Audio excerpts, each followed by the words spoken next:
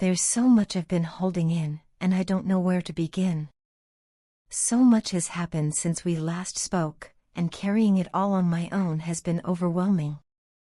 Every time something good happens in my life, no matter how small, the first person I want to tell is you. It's like my joy isn't complete without sharing it with you. That's when the ache sets in. I ask myself why I've been denying that part of myself.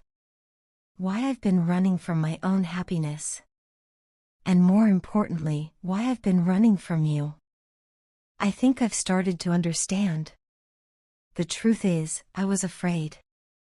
I feared that allowing myself to feel happiness would invite pain. It always felt like the moment I embraced something good, it slipped away. So I tried to stay ahead of it. Maybe this time, I destroyed what we had before it had the chance to fall apart on its own. I told myself I was protecting my heart, but in reality, I was just setting it up for a different kind of heartbreak. I lost you anyway. I pushed you away, and somehow, I convinced myself it was the safer option. It doesn't make sense, I know. But I've been trying to figure all this out on my own, quietly, looking at myself in the mirror and asking the hard questions I avoided for so long. It hasn't been easy. You know how strong my ego is. Admitting I was wrong, apologizing, taking responsibility, those things never came naturally to me. I always hid behind pride, behind my wounds. But now I see how immature that was. I'm learning the hard way, through the consequences of my actions. Karma has a way of showing you exactly where you went wrong, and I've been feeling it deeply. It's painful, but necessary. For the first time, I'm truly beginning to accept my faults. I'm not running from them anymore. What surprises me most is how you dealt with me during that time. I was wounded, defensive, toxic even. And yet, you stood by me. You offered love, patience, forgiveness, things I didn't even know how to receive. You are such a strong soul. I don't think I ever truly acknowledged your strength, or how much emotional labor you carried just to be there for me. It hurts to admit that, in your most difficult moments, I abandoned you. I left you in the middle of your own battles when you needed me the most. That realization has crushed me. I was selfish. I can see that now. You gave endlessly, and I gave my time and energy to things and people that didn't matter. I let myself be distracted by noise. I listened to opinions that had no place in our relationship. I let outside voices influence how I saw you, how I treated you. I projected my own insecurities and pain onto you, casting you as someone you never were. You were always real with me. You made me feel like I mattered, like I was enough. But in return, I made you feel like you weren't. And that is something I deeply regret.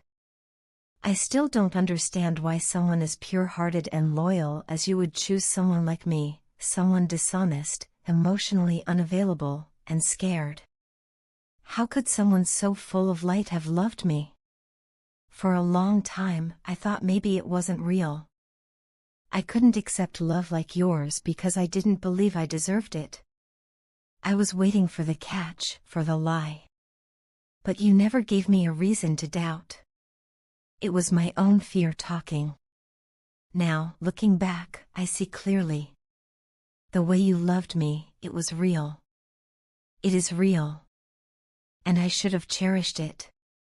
That's what haunts me the most, not that I lost you, but that I never fully appreciated you while I had you. I doubted you when I should have trusted you. I ran when I should have stayed. I hardened when I should have opened my heart. But life has a way of forcing you to face the truth, even when it's uncomfortable. And the truth is, I still love you. You are the only thing I am sure of now.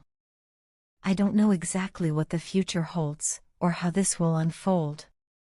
But what I do know is that I'm ready to take full responsibility. I'm not waiting anymore. I'll be the one to apologize first, to take action. I want to mend what we had. I want to honor our connection and nurture it the way I should have from the beginning. Your unconditional love changed me. It restored something inside me I thought was broken for good. Because of you, I believe in love again. I'm learning to let go of the confusion, the fear, the overthinking. I won't hurt you, or myself, in the ways I did before. That version of me is gone.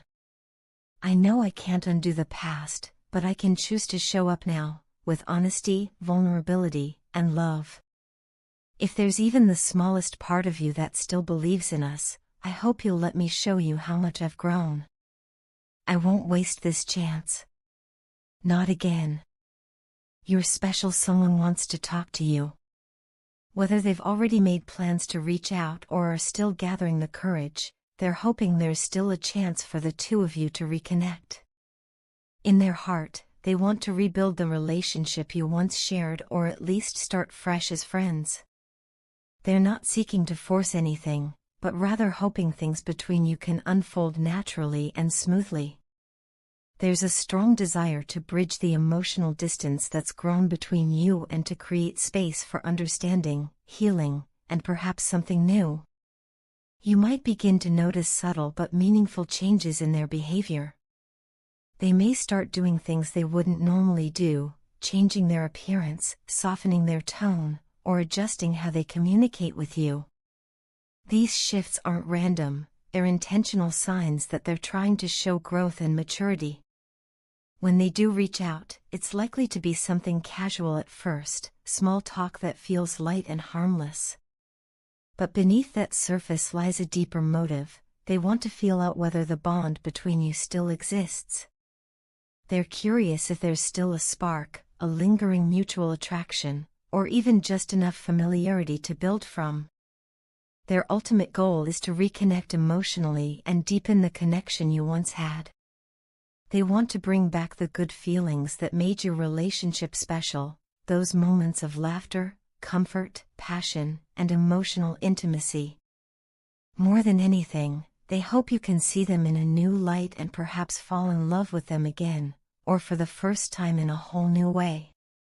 They've been thinking about you a lot lately, often lost in daydreams and memories of what used to be.